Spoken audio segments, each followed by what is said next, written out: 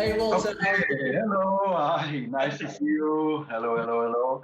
Why you always kept the name Stefan Cooke and why you didn't make it like a duo? I think Because because the brand kind of came from Stefan's graduate collection. yeah, It was only when we started doing it as a brand we realised it really should have yeah, two people with different skill sets. But it's easier to design for me to design without my name anyway.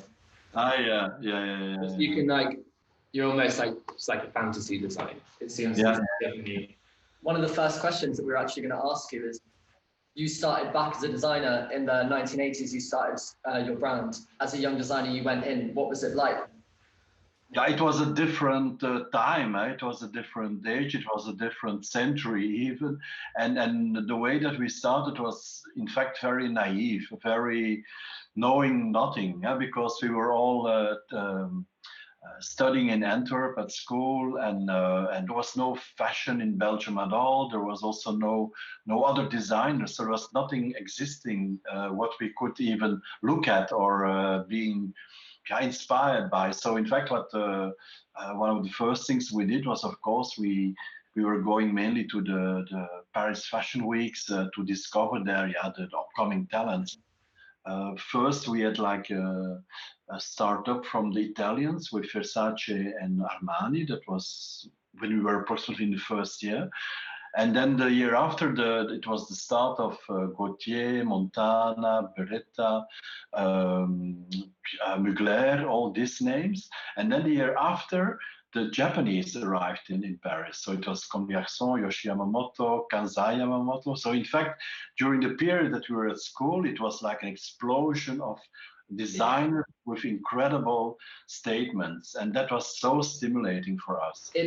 It's funny because you say about that naivety, and I feel like for every designer that begins, there's always that stage of naivety where even though there are people that have done it before you, you still have to figure out kind of how to do it yourself in a way. Really part of the adventure, because you cannot really predict it how you have to do it. It's part people that you meet, what is happening, how you get in contact, and then you do these steps step by step, and then or you go up or you go down, but you go somewhere. I feel like you can't really look at Japanese street style, of course, without seeing like your clothes in it the whole time. Going to Japan was a little bit for me like coming home.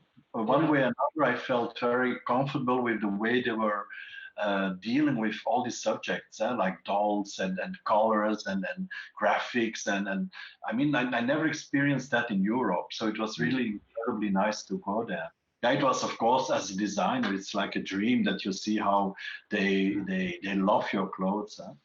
And then now also it's a nice thing that all this 90s vintage is again worn in Japan and again on the streets and again by very young people. So it's also like it's almost like I feel that I'm recycling my own past in the new future generation, which is also nice.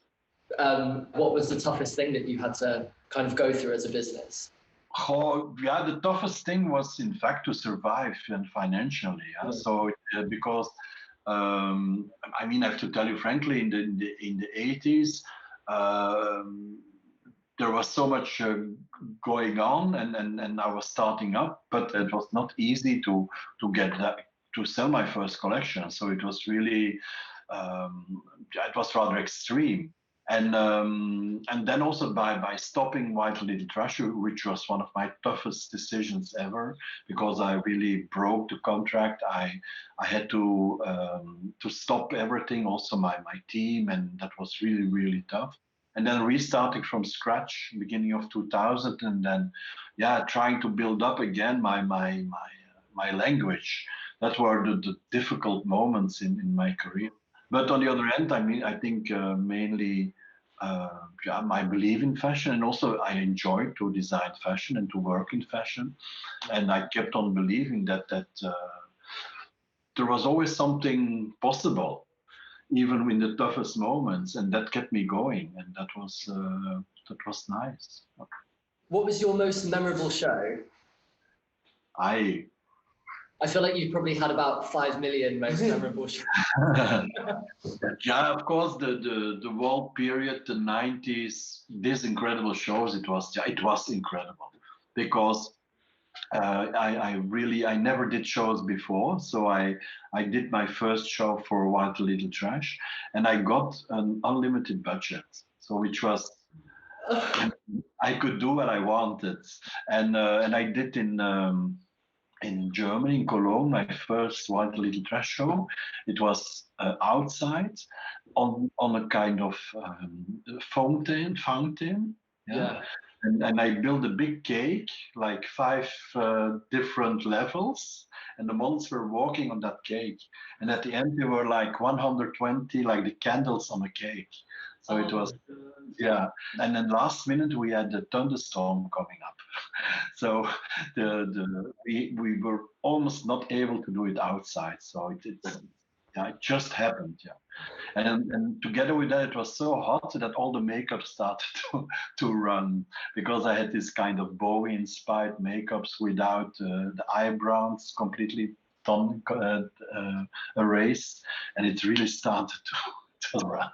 But anyway, it was a memorable moment. So Walter, another question I wanted to ask is, do you think fashion is art?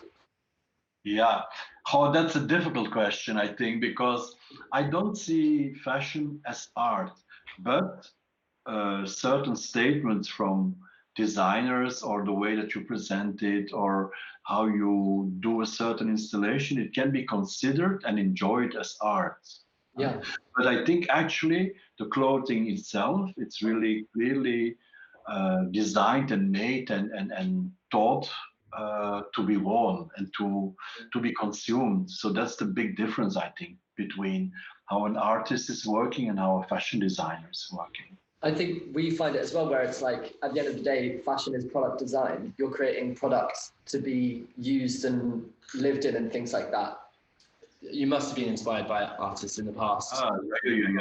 I mean, one of my biggest joys is to discover art and to go to galleries and to see new people and not copy them, not at all, but to be inspired by them, because it's very fascinating, I think, and it's also where I start my fantasy starts to work.